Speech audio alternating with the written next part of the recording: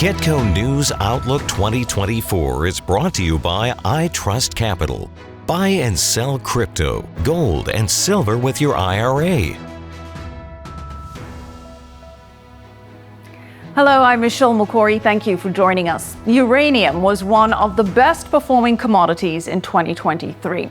It's wrapping up the year with a gain of 87%. That's according to NYMEX futures tracking physical market contracts. My next guest was so confident that uranium would outperform this year that going into 2023, it was his investment position of highest conviction. And he was right.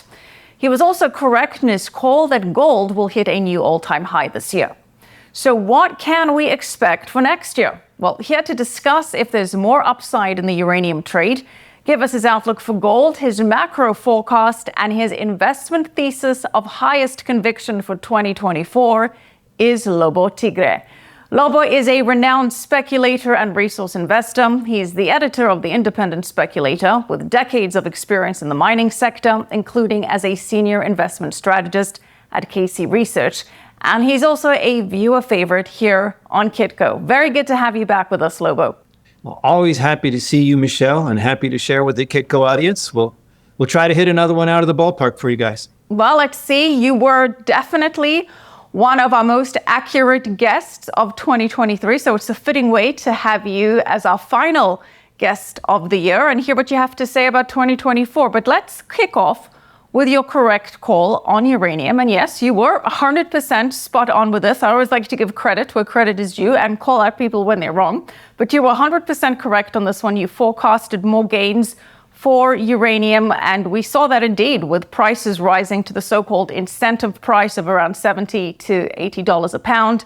And as we wrap up the year, uranium is trading above $90, prices at the highest level in 15 years. And as we said, up around 87% year to date. So break this down. What were the main factors driving the uranium trade here? Well, you set it up in a couple of very important things. And what were the main factors? That's no longer necessarily the main factors going forward. Mm-hmm. And you also pointed out that we've reached the incentive price level. That's really important. So game changed. But let me be very clear here. I am not bearish on uranium. It might sound in a moment like I am. I'm trying to be realistic, though. I'm not changing my stance. But here's the thing. So to answer Michelle's question, why was it my highest conviction trade, as she asked me for a year ago? Because the fundamentals were there. They'd been there for a while. The technicals were there. That was new. We had Sprott hoovering up the cheap pounds. But there were two main drivers one that I was looking for and the other that my friend Rick Rule was looking for. Rick was looking for Japanese reactor restarts, and that was starting. I was looking for long-term contracts starting to be signed. That hadn't really happened yet, but the previous ones had pretty much run out. So the writing was on the wall. It kind of had to happen. And I was right, and Rick was right, and look where uranium has gone. So that was, I think, a relatively easy call. And the beautiful part of this, and I'll come back to this later for 2024, the beautiful part of this was that uranium had spiked in 2021 and then it had pulled back. And there was a lot of whining and complaining about uranium not doing anything. And what that created was a discrepancy between price and value. You had the shares in particular, the stocks, many of them were on sale while, as I say, the writing looked on the wall. It was my highest conviction trade for 2023. Absent a major nuclear incident, the price had to go up. So that paid out in spades. If you picked the right stocks, you made a bundle of money. If you didn't make a bundle of money on uranium hitting 15 years high, I'm sorry, but you really need to ask yourself some questions about your stock selection, because the better companies did respond. Mm-hmm. Now looking forward to 2024, as I said, I'm not a bear. I remain very bullish, actually very long term. I think this is a decades bull to run ahead in uranium. But we have a couple things. One is we've reached the incentive price, and that alone argues for caution, right? High prices cure high prices. So we're at the price level that will incent people to start building mines. That's happening. This isn't an if or a when. This is a happening now thing. The lowest cost producers are ramping production back up again. Mothball production is being brought back online now, and the lowest cost projects, new mines, are being built. So the market is responding. Now, I actually don't think this low-hanging fruit is enough to satisfy the market, but there's a new source of secondary supply, and that's all these people, not Sprott, because by their corporate structure, they're not allowed to resell those pounds. But many of the other institutions, and particularly mining companies that bought uranium when it was cheap, they're not only allowed to sell it when it's not so cheap, they're supposed to. If you're a uranium company that bought uranium at $30 a pound to finance your construction, now it's $90 a pound. Yeah. You're supposed to sell it rather than dilute your shareholders issuing more shares. You sell that uranium inventory, you build your mine. So I'm not saying therefore uranium is going down. Please hear me clearly. I'm just saying there's a question mark here that wasn't there before. Right. We don't know. Nobody knows how much of this new secondary supply might hit the market at these prices now above incentive level. So my outlook is proceed with caution. Don't bet the farm on uranium going to the moon in 2024. But after we sort this out, after we see how the balance remains in 2024, I'm long-term very bullish on uranium going forward. Okay, well, to your point, the equity side of this trade was really only one with upside, especially if you chose the big players. You've got the uranium miners, Cameco, that was up 91% year to date. Uranium Energy Core up 68% year to date. Those uranium ETFs, the easy way to play this, Global X Uranium up 45% year to date. Van Eck up 35.6%. Sprott, which we discussed, Sprott Uranium Miners ETF up over 50% year to date. So you're saying you still see room for the upside in 2024 with these big names, but just nothing as dramatic as these double-digit kind of appreciations? You're not seeing a sell-off necessarily in these big names? No, I'm not seeing a sell-off. And if there was a sell-off, let's say the broader markets go into a major correction or something and the baby gets thrown out with the bathwater, I think that'd be a fantastic opportunity for anybody who missed 2023. Should we be so lucky as to see a sell-off absent, again, a major nuclear incident, I think that would absolutely be a buy with both hands kind of opportunity. But no, what I'm saying is I expect, at $70 or $80, I would have expected to reach where we're at now. Mm-hmm. And so that makes it hard for me to say I'm looking for significantly higher prices in 2024. I'm looking for more or less sideways. Okay. Would be the it's not a prediction. That's just the most likely outcome, it seems to me. Now, Now markets aren't always rational, right? They get overbought, they get oversold. That's how a speculator makes his or her money, right?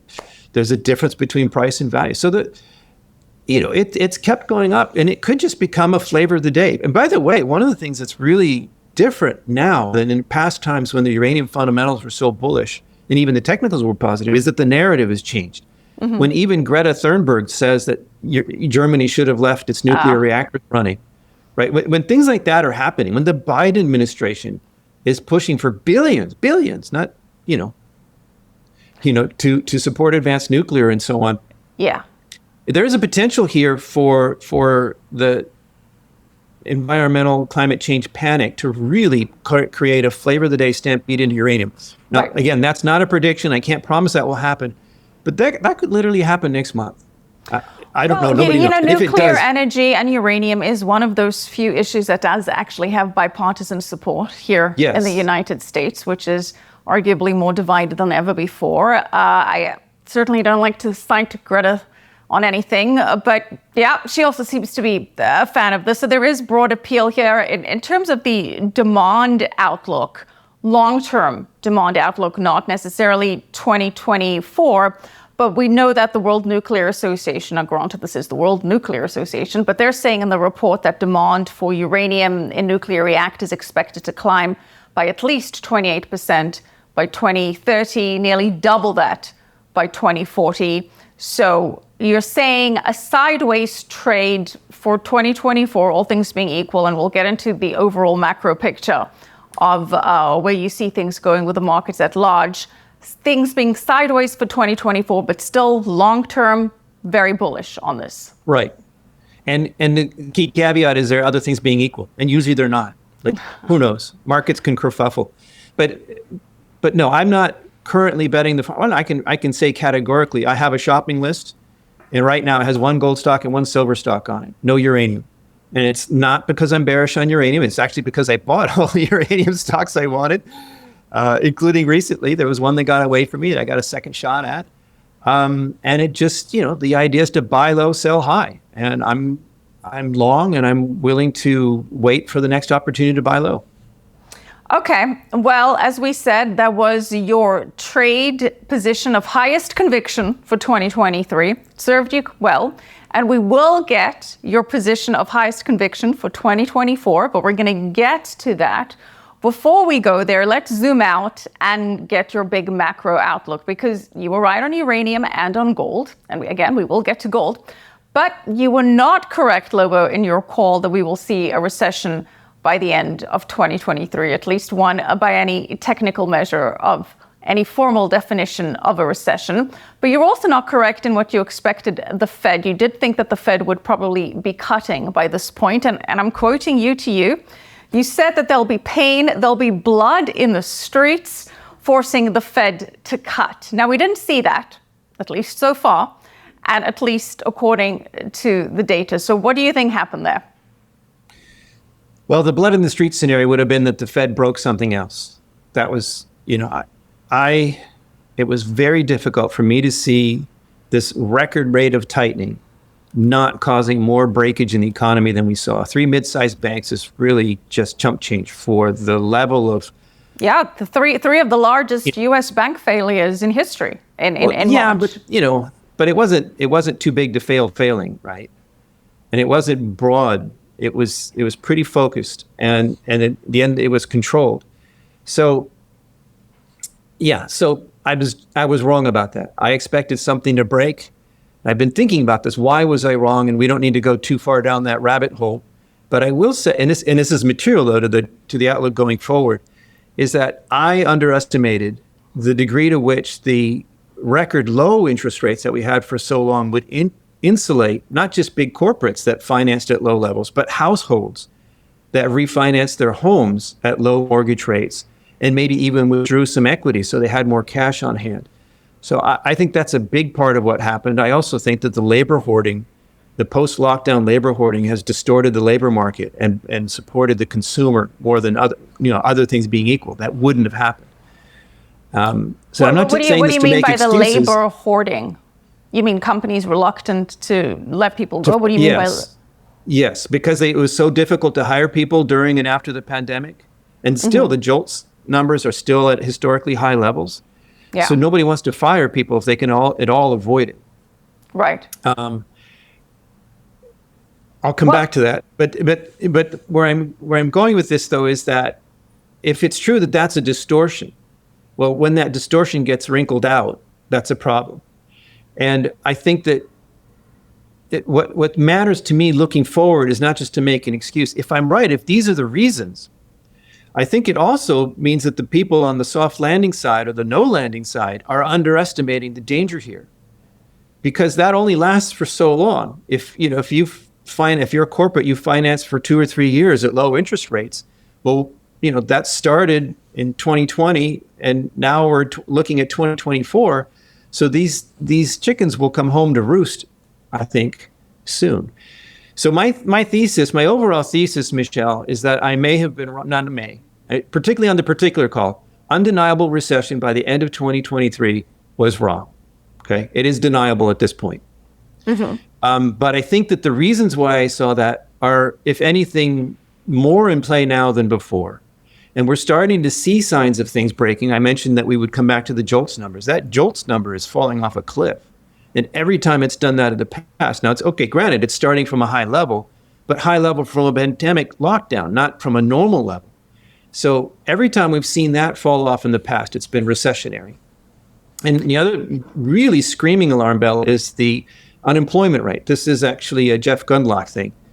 And when that starts curving up, and I think he looks at 60 days and 30 days, when those lines start crossing and it starts curving up, the long-term unemployment rate curves up leading into a recession. And that is exactly what it's doing now.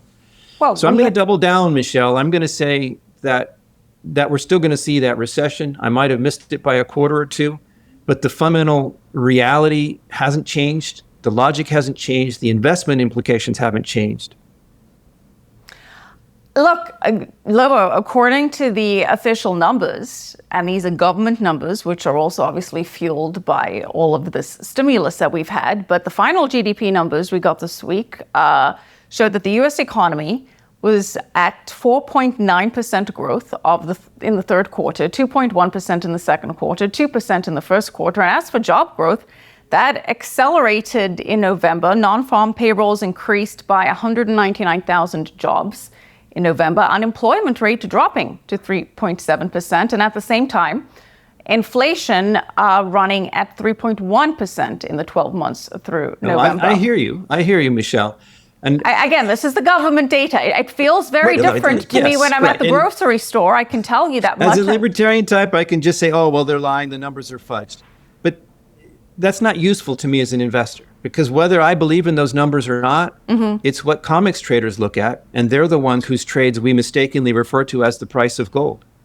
Right? And the markets will respond to these numbers. So it's just not very useful to say that they're not real. Okay, it's maybe long-term useful to keep that in mind that they're not real, but these are the numbers that market participants act on. So we need to look at them anyway. And I'm not denying the numbers you just recited. Right. But let me give you an extreme example. And this may sound reductio ad absurdum and maybe too extreme, but it's conceptual. Stick with me for just a moment. I don't remember if it was Democratic or People's Republic of, but one of those things of Kampuchea in Cambodia back in the day. When Pol Pot became the communist dictator of Cambodia, he wrote a constitution, and it said in the constitution, there is no unemployment in Cambodia.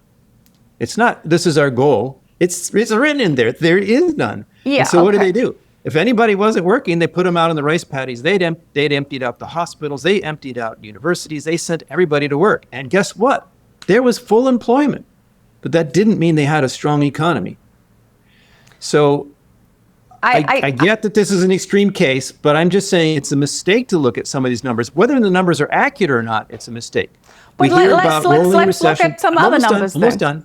We hear about rolling recession in freight, in transportation, manufacturing recession, earnings recessions.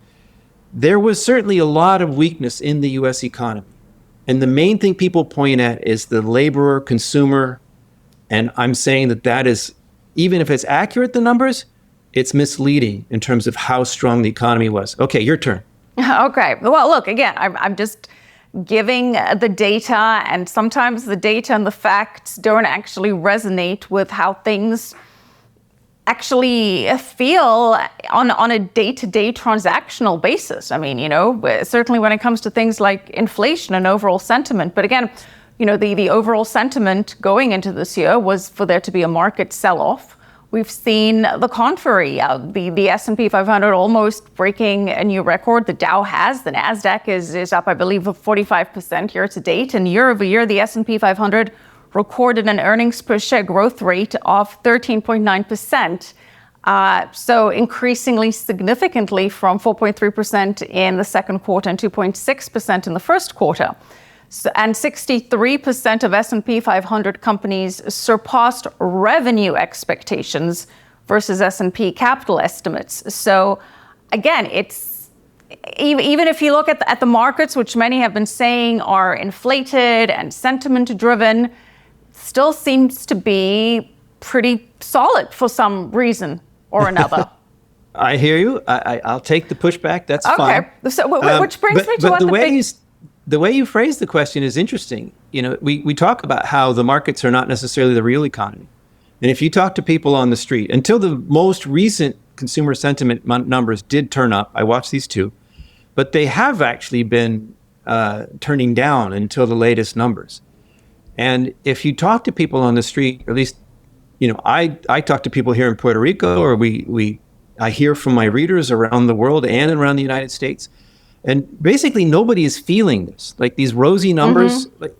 Look at even my intellectual opposites the champions of Bidenomics. They keep getting on mainstream financial media and whining because the average American isn't buying Bidenomics. Yeah. They don't feel it. So I think that's material. It's not just that they're silly and they should believe Biden when he talks about how great the U.S. economy is. I mean, they're there on the streets. They're experiencing the reality. And the reality is their quality of life is in danger. Things have gotten more expensive. That's the reality. Saying that inflation is down, it makes it sound like prices are down. That's not. It's the rate of increase that's down. It's completely different. So the reality is, I think the reality belies those numbers. The market is not the real economy, but it does matter what you said, because people who bought NVIDIA made more money than people who bought gold stocks in 2023. I'm not denying that. That's a real thing. That's what happened. Mm-hmm. Now, mind you, I never told anybody to short NVIDIA. I'm a metals and mining due diligence guy, and that's we're not holding you responsible for NVIDIA. Don't worry, Lobo. We know we're no, but your point is taken. Your point is taken, and I agree. Things, you hear the data. Yes, it's accurate, and yet it doesn't quite match up with sentiment on the ground, and it does seem as though there's an ever-growing disconnect between Wall Street and Main Street.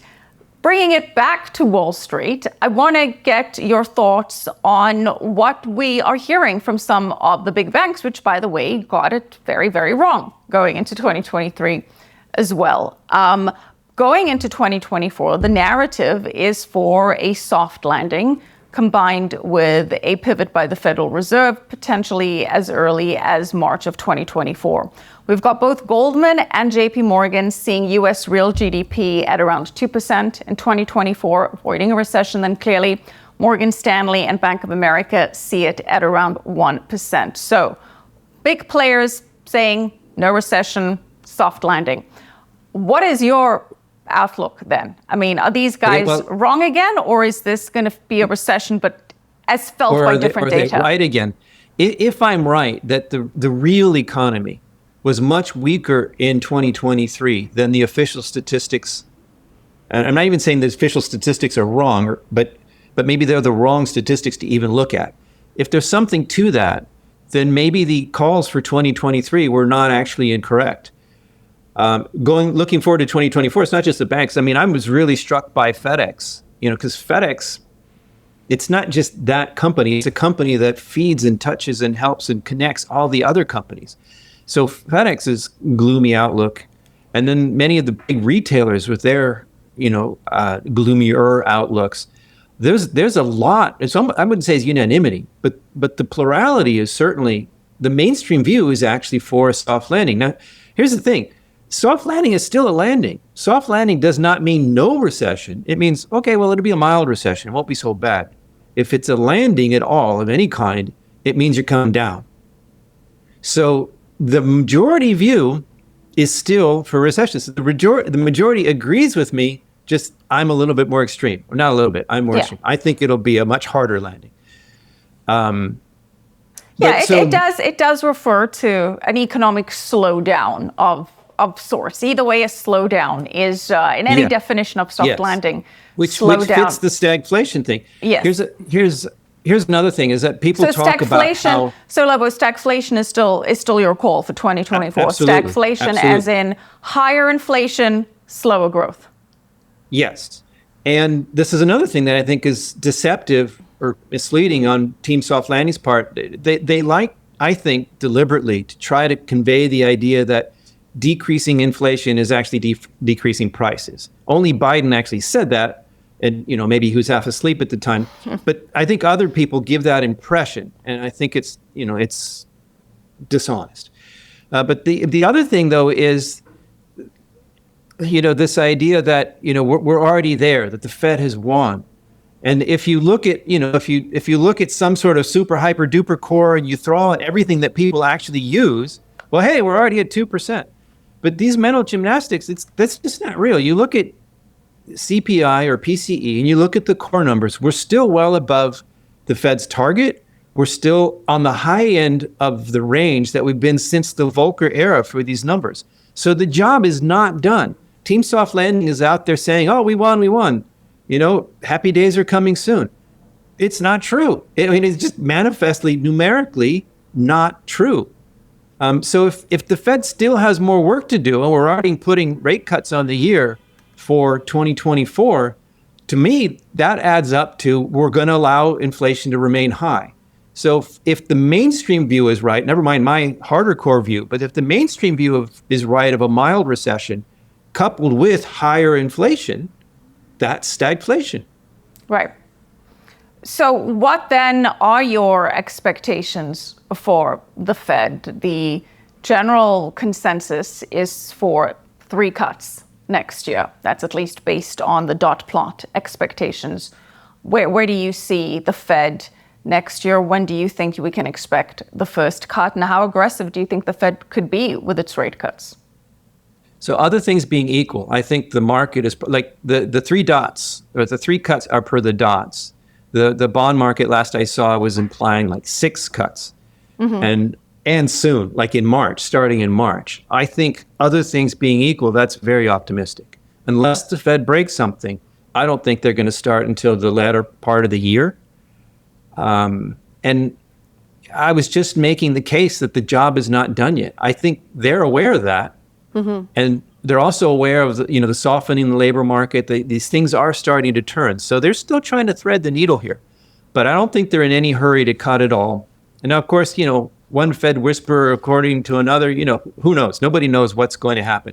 Right. But for what it's worth, other things being equal, I think we might get the 3 rate cuts then the dot plot in the second half of 2024. I still think it's likely, though, that the Fed does break something else, that things come unglued before then. And the 6 rate cuts in the, priced into the markets, that might be right, but it will imply bad things happening. And so the Fed would then be forced to bring it forward sooner. So if we see 6 cuts, I think we'll start seeing them happen sooner, not second half. And again, the other things being equal, that's a very, big part of this equation, which we'll get into. And, that obviously brings into things into play, like other geopolitical considerations and the Fed not breaking anything sooner, as you say. But before we get into that, I do want to bring in, again, credit where credit is due, your correct call to stay away from industrial metals in 2023. Because again, even though, things, according to the data that we showed, seemed to show quite a robust economy, it wasn't reflected in industrial metals, many of which are usually a barometer for economic growth and well-being. Certainly copper is. And you included copper in your list of metals to avoid in 2023. Copper, platinum, and palladium and nickel were on the list. So copper is up 1.8% year to date, platinum down 6.5%, palladium down 38% year to date, and nickel, which you're very vocally against, down 44.7% year to date. So safe to say, if you think the recession is still ahead of us in 2024, you're still saying stay away from industrial metals. Very safe to say. And it's interesting. I gotta be honest here. Okay, I was right about these things. But was I right for the wrong reasons? So the reason for that is industrial minerals, not just the metals, they all get whacked ahead of a recession. When people start saying, oh my gosh, we're going into recession, they all sell off. So that was the reason why I said that. And as we've just been discussing, if I was wrong, there was no recession in 2023. Okay, great, I was right, but it was by accident. Right? I was wrong in my reasons, so I don't know how much credit I deserve for that. On the other hand, if I'm right, and I'm saying, okay, officially there's no recession by GDP measure or labor market measures. But the reality on the street for the average Joe in the United States was a recession. Well, then I wasn't wrong. So, we'll have to see. And my outlook is definitely very much the same. I'm extremely bullish on copper, like uranium, for decades going forward. But I wouldn't buy a copper stock now until I'm sure the recession has done its worst. And I'm very bullish on oil for similar reasons, but it has the added oomph of being so politically incorrect that the industry is being starved of capital. And that just turbocharges the prices. Ironically, the stop oil crowd is going to send oil prices higher. Right? I mean, just to the degree that they're successful, they will actually make money for those evil scum of the earth, resources speculators like me, who buy oil stocks.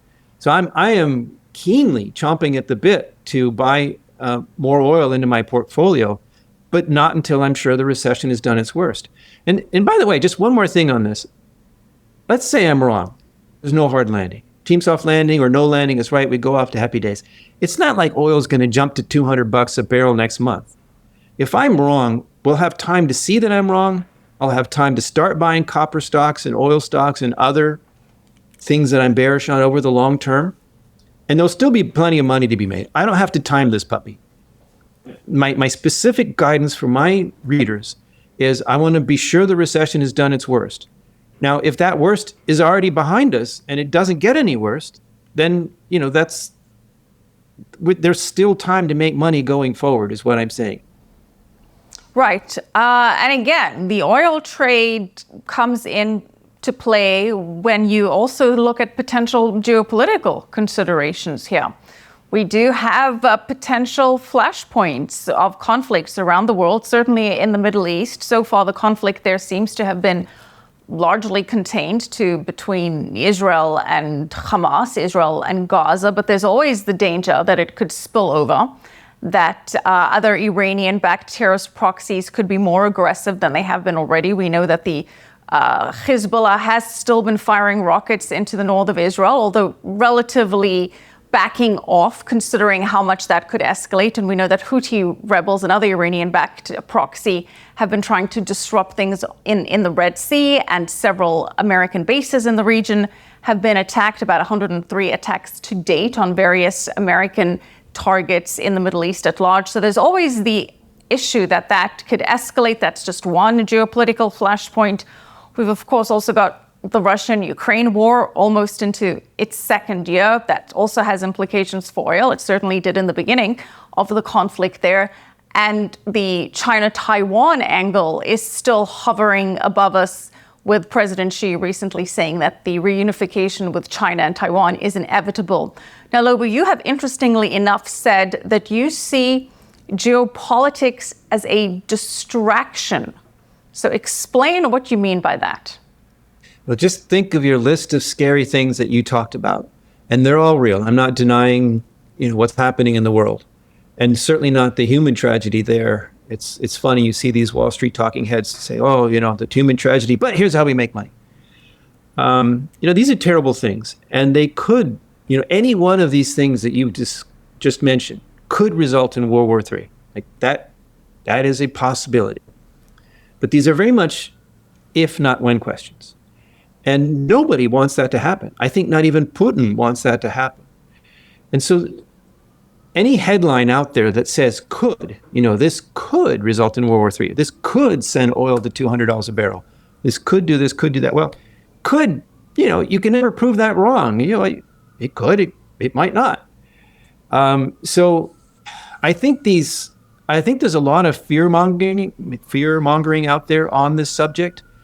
And I'm not saying the world is a safer place. And I think that's part of why gold has held on so well for the last few years, is, that people are starting to feel a need for a hedge. And that's what gold is for. That's great.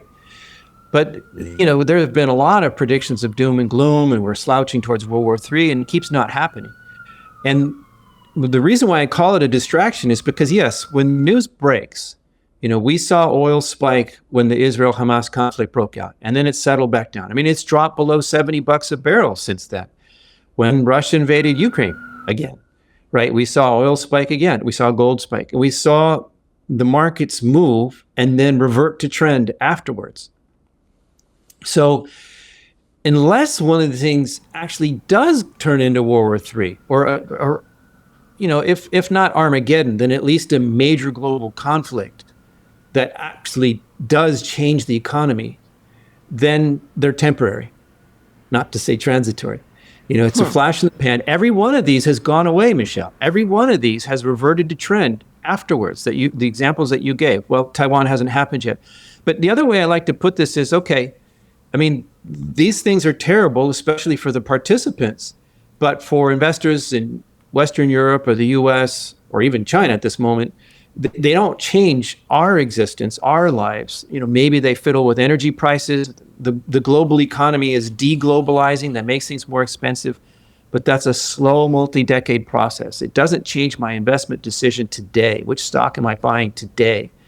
And even the Gulf Wars, which were major U.S. boots on the ground engagements, even those ended up having temporary impacts on the markets. So what I'm saying is not that these things are irrelevant, not important. They're part of global trends that I think do matter. But unless they escalate to something even beyond the scale of the Gulf Wars, I don't think they themselves will deliver for shareholders the way that some of these scary headlines suggest. All right. And then arguably we have much bigger problems if things do really explode to that World War III scale. So you're saying that... If that happens, I'm not worried about my stocks. I want to know where my physical stash is.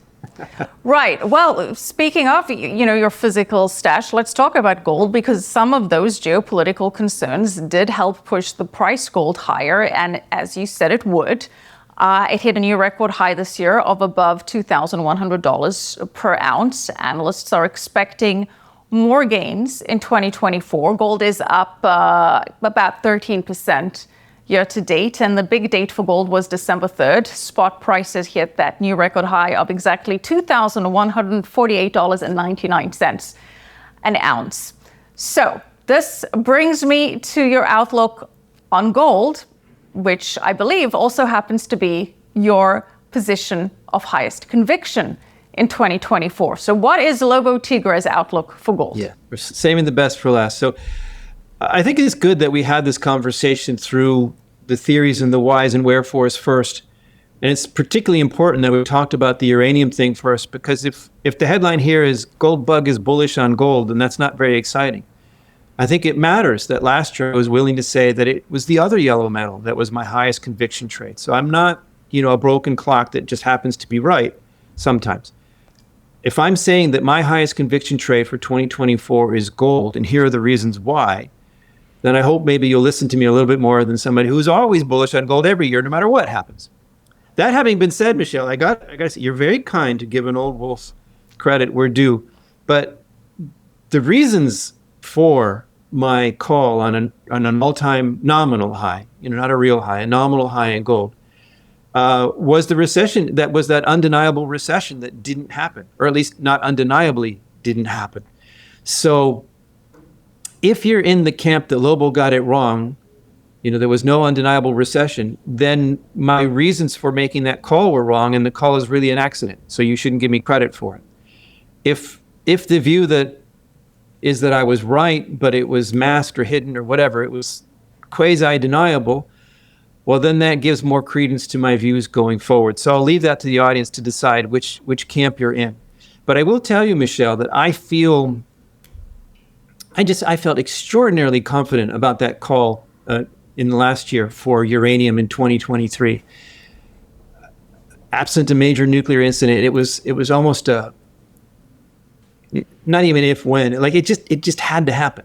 Mm-hmm. And I'm not quite going to say, it has to happen with gold that way, but it certainly looks like that. I mean, in my view, if we get the hard landing, that fear factor creates safe haven demand, gold goes up. If I'm wrong about that, we get the soft landing, it's still recessionary, that still is bullish for gold. And if there's no landing, we just go into a reflationary boom, that's bullish for commodities, all the money flows, and that's bullish for all commodities, including gold and silver. So I'm not saying there's no way for gold to go down, but all of the major potential paths in front of us, they all look to me bullish for gold. And we're not starting from a $1,300 base or an $800 base or a $200 base. We're starting with a $2,000 base going into this scenario. And, I think one of the reasons why gold did so well in 2023 that I left out of my scenario was the central bank buying. I didn't think it would be as persistent and as great as it was in 2023. But that's not going away. The de-dollarization is something that will take a long time to play out. It's, in my view, it makes great headlines, but it's not really an investable trend right now, except in the case that we're seeing, in terms of what's happening now, we're seeing BRICS and beyond, that the global south or the eastern buyers are there in force. So that to my mind puts a nice floor under gold. And then you have all the macro that we've talked about arguing for higher gold prices from a much higher base. So yes, I feel very strongly about this. And that's why in my shopping list right now, it's primarily gold, a little bit of silver lining in there. And the most wonderful aspect of this, and this harkens back to our conversation about uranium. Remember I said the beauty of it is that people were really frustrated because uranium stocks had not done anything for 9 months or a year or something. And so you had value and price discrepancy. And we have that right now in gold.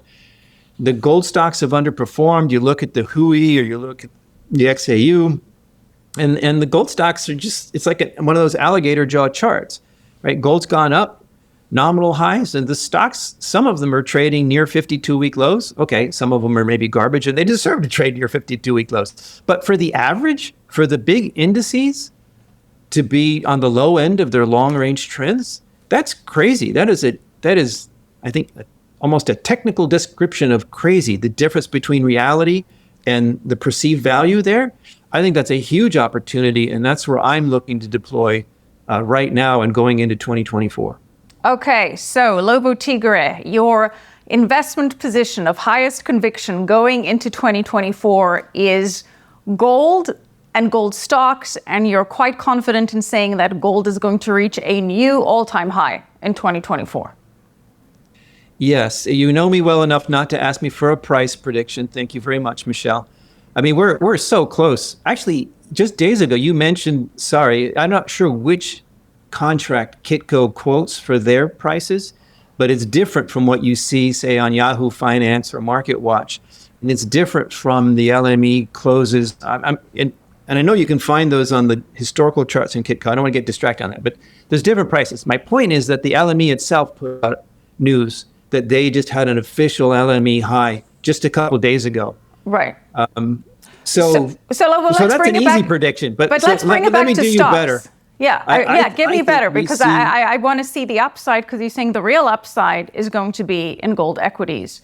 So yes, which ones? Oh, well, I'm not going to give you stock picks. You have to give me something. You can't not give me a price forecast for gold and not also give me any gold equities. If I was risk averse, then the major players, the profitable major players, are go-to stocks that are close to no-brainers.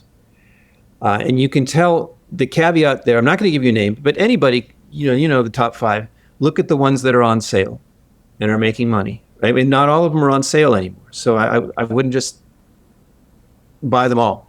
In terms of the farther down the food chain, due diligence matters. Hopefully, people will consider hiring me to help with that.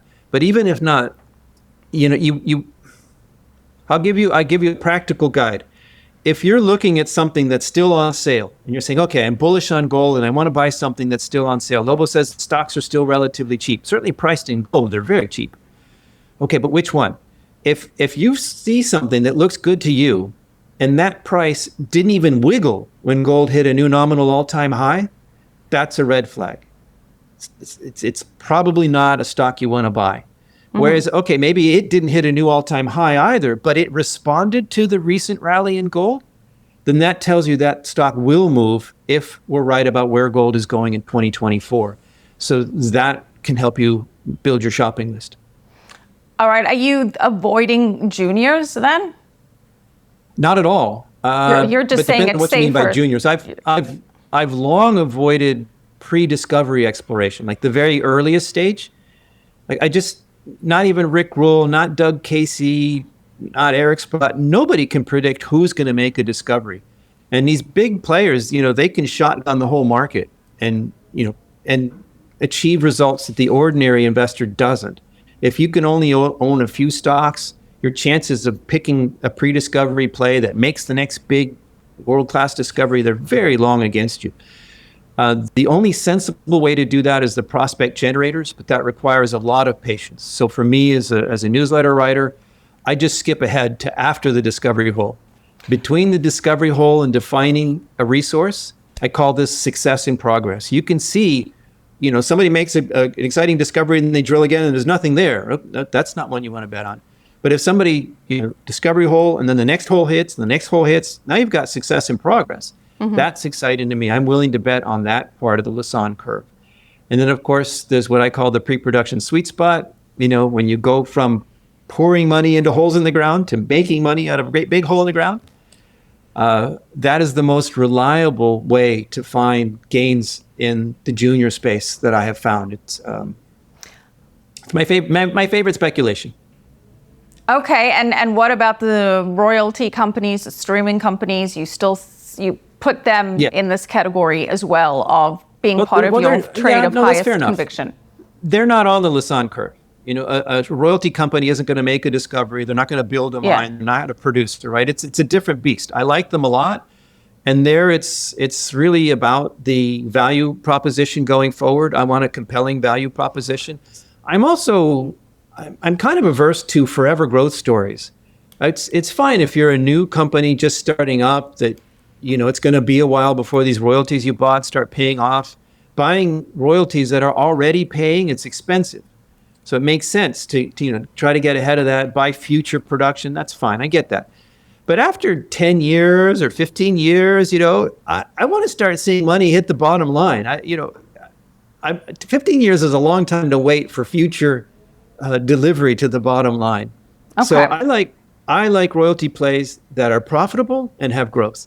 Okay, so to recap, gold is your position of highest conviction in terms of your investment thesis for 2024, and you think that gold and big gold stocks are poised to benefit to the upside in any of the scenarios that we just discussed. Is there anything that derails your thesis here? Okay. Well, I have been thinking about this because, of course, you make some mistakes and you try to learn from them. If I was right about the high gold price in 2023, but for the wrong reason, I really need to think about that. And I have come up with something. I was watching Ed Yardeni on, I think it was a Bloomberg interview, another one of these longtime legendary investors. He's a bull and he's got lots of reasons for being a bull, but he said one thing in particular that really made me sit back and think. And he said that the baby boom generation is getting to the age where they're flipping from saving to spending. Now, I don't know where he got the data for this or if it's just an idea he has, but it makes perfect sense to me. Anecdotally, I speak with people in an age group and I see absolutely what he's talking about. And that is a huge pile of money, Michelle. We're talking trillions and trillions of dollars. And if those people reverse course, that is a big enough macroeconomic shift. Like if I ask, how could it possibly be that all these bad things can happen, the COVID lockdown shocks to the economy, how can we not have a recession? Well, those trillions of dollars coming into the market, we should have a recession, but if we don't have it, maybe something like that could be there. So that this isn't a prediction. I'm not saying, therefore, change everything. But if you ask me, how might I be wrong? What could change things? Or put it another way, we like to laugh at people who say, oh, this time is different. You can ignore the leading economic indicators because this time is different. Or you can, ignore this because it's different. Well, if Ed is right about the baby boomers flipping from saving to spending, that is a big enough change in the economy that this time could be different. I don't know if he's right. I don't know what will happen, but it's something I'll be watching for. Okay. So if the baby boomers decide to adopt the YOLO adage, you only live once, and start spending into their sunset years, then that could be a big enough macroeconomic trend to derail concerns of a slowdown. Would that, though, necessarily be negative for gold, though? Because baby boomers tend to like gold. Maybe they're spending on gold. Yeah, that's a question mark. I don't know. I could see where it could be, but also if that brings on a steady phase of growth, certainly your safe haven demand would be reduced. And the people who've recently been thinking, well, gee, the world's a scary place, maybe I ought to hedge a bit with some gold, I think that thinking would go away. So my knee-jerk reaction is probably bearish for gold, but it'd be terrific for the oil stocks that I do have in my portfolio. My few proud copper survivors would do well. And by the way, it could be spectacularly good news for silver. Like we're always, we're always waiting for silver to come and outperform gold. Silver could actually be a much better bet than gold in that environment. Why would it be a better bet than gold? Because it's industrial of side. Growth. Okay. The Right. spending would lead to that. Okay, but assuming the baby boomers are still not unleashing their savings into the economy and still being quite prudent, you still think gold and gold stocks is the top trade for 2024? I mean, even if Ed is right, it's not like they're going to, empty out their bank accounts now. It's more like a tidal shift. You go from saving. Now you're going to start spending. Right. It's not like they're going to spend it all at once. Right. But that could be a game changer. My base case outlook, Michelle, is very bullish for gold. I don't give price targets, but let me just throw out there a mere 10% gain from where we are now is over 2,200. And that would make for some pretty exciting headlines. That would be easy to hit. So interesting times. I'm extremely bullish on this, and I am placing more and larger bets than I have in the past on gold stocks that I think are still on sale right now. All right. And of course, if people want to know those specifics, they're going to have to subscribe to your newsletter, because despite how charming I am, you never give me a single pick, Lobo. Oh, well, hopefully I give you useful information. You did give us some useful information, though. Well. You did give us some useful information, certainly some very useful insight to wrap up the year and to look ahead for in 2024. And we'll be checking in with you then. But thank you so much for joining us. Final show of 2023, Lobo. We really appreciate it. Wishing you a wonderful new year and look forward to catching up in 2024. Thank you. You too, and the audience. I sincerely wish you a very prosperous new year. And I hope I can be as helpful to that in 2024 as I hope I was in 2023. Well, I have to say, Lobo, you're a slight change of pace from the not so doom and gloomy usual voices that we've had on to wrap up the year. So I think that the viewers will at least appreciate that you're not quite so mired in darkness and despair. But thank you so much for joining us again. Happy New Year to you, and a Happy New Year to all of our viewers from me, Michelle Makori, and the rest of the Kitco News team. We'll see you next year. Kitco News Outlook 2024 is brought to you by iTrustCapital. Buy and sell crypto, gold, and silver with your IRA.